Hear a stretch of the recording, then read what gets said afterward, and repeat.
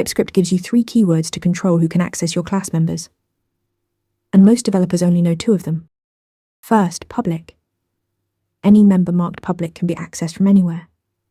Inside the class, outside the class, in subclasses. It's the default, so if you don't specify an access modifier, TypeScript assumes public. Second, private. When you mark a member private, it's locked down to that class only. You can't access it from outside the class, and you can't access it from subclasses either. It's strictly internal. This is perfect for hiding implementation details that consumers shouldn't touch. Third, protected. Protected members are accessible within the class and any subclass that extends it. This is the middle ground. More restrictive than public, but more flexible than private.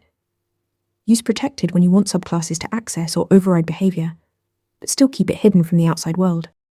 The key difference between private and protected comes down to inheritance. Private members are invisible to child classes. Protected members are visible to child classes, but still hidden from external code. If you're building a class hierarchy, protected lets you share internal state safely. So remember, public for open access, private for internal only, and protected for class families. Master these 3, and you'll write cleaner, safer TypeScript. If this helped, hit subscribe for more interview prep.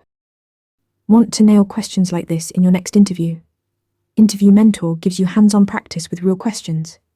Every answer gets a grade with specific, personalized feedback. Track your progress across topics and difficulty levels.